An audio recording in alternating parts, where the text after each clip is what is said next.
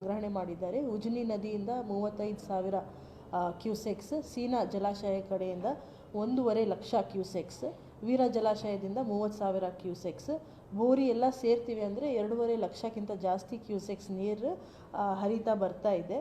ಇದು ನಾಳೆ ಮಧ್ಯಾಹ್ನದಿಂದ ಇನ್ನೂ ಹೆಚ್ಚು ಪ್ರಮಾಣದಲ್ಲಿ ಸೇರುತ್ತೆ ಬಂದು ಕಲಬುರಗಿಯಲ್ಲಿ ಭೀಮಾ ನದಿಗೆ. ಸೊ ಭೀಮಾ ನದಿ ಪಥದಲ್ಲಿ ಇರೋದು ನಾವು ಈಗಾಗಲೇ 94 ವಿಲೇಜಸ್ ಏನು ಫ್ಲಡ್ ಎಫೆಕ್ಟೆಡ್ ಆಗುತ್ತೆ ಈಗಾಗಲೇ ನಾವು ಮ್ಯಾಪಿಂಗ್ ಮಾಡಿದ್ದೀವಿ.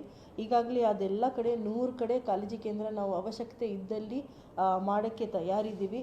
ಎಲ್ಲ ಪ್ರತಿಯೊಂದು ಗ್ರಾಮಕ್ಕೆ ಒಬ್ಬ ತಾಲೂಕು ಮಟ್ಟದ ಅಧಿಕಾರಿ ನಾವು ನೋಡಲ್ ಅಧಿಕಾರಿಯ ಅಂತ ನೇಮಕಾತಿ ಮಾಡಿ ಅವ್ರನ್ನೂ ಹೋಗಿ ಫೀಲ್ಡಲ್ಲಿ ಕನ್ಸರ್ನ್ಡ್ ಗ್ರಾಮ ಪಂಚಾಯತಿ ಮೆಂಬರ್ಸ್ ಇರಬಹುದು, ಗ್ರಾಮ ಪಂಚಾಯತಿ ಸಿಬ್ಬಂದಿ ಇರಬಹುದು, ಲೋಕಲ್ ಅಡ್ಮಿನಿಸ್ಟ್ರೇಷನಲ್ಲಿ ಇರೋದು ಎಲ್ಲ ಇಲಾಖೆಯ ಸಿಬ್ಬಂದಿ ಇರಬಹುದು, ಅವ್ರ ಜೊತೆ ಸಂವಾದ ಮಾಡಿ ಲೋಕಲ್ ಎಕ್ಸ್ಪರ್ಟ್ ಸ್ವಿಮ್ಮರ್ಸ್ ಎಲ್ಲರಿಗೆ ಐಡೆಂಟಿಫೈ ಮಾಡಿ ಅಲ್ಲಿ ಒಂದು ಸಭೆ ಮಾಡಿ ಈಗಾಗಲೇ ಜನರಲ್ಲಿ ಅರಿವು ಮೂಡಿಸ್ತಾ ಇದ್ದಾರೆ.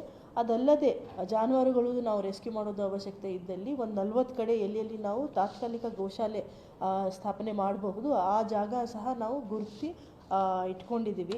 ಅಲ್ಲಿ ಲೋಕಲ್ ಆಫೀಸರ್ಸ್ ಎಲ್ಲರಿಗೆ ಗೊತ್ತಿದೆ. ಎಸ್ಪೆಷಲಿ ಅಫ್ಜಲ್ಪುರ್, ಜೇವರ್ಗಿ, ಕಲಬುರ್ಗಿ ಮತ್ತು ಚಿತ್ತಾಪುರ ತಾಲೂಕುಗಳು ಎಫೆಕ್ಟ್ ಆಗಬಹುದು. ಹಾಗಾಗಿ ಆ ವಿಲೇಜಸಲ್ಲಿ ಒಬ್ಬ ಡಿಸ್ಟ್ರಿಕ್ಟ್ ಲೆವೆಲ್ ಆಫೀಸರ್ ಸಹ ನಾವು ನೇಮಕಾತಿ ಮಾಡಿದ್ದೀವಿ, ಅಲ್ಲಿ ಹೋಗಿ ಅವರು ಮಾನಿಟರ್ ಮಾಡಲಿ ಅಂತ. ಈಗ ಭೀಮಾ ನದಿ 400 ಮೀಟರ್ ಕಿಂತ ಜಾಸ್ತಿನೇ ಈಗ ಫ್ಲೋ ಆಗ್ತಾ ಇದೆ. ಹಾಗಾಗಿ ಎಲ್ಲ ಕಡೆ ನಾವು ವಾರ್ನಿಂಗ್ ಮೆಕ್ಯಾನಿಸಮ್ಸ್ ಏನೇನಿದೆ ಆ್ಯಕ್ಟಿವೇಟ್ ಮಾಡಿಸ್ಕೊಂಡಿದ್ದೀವಿ.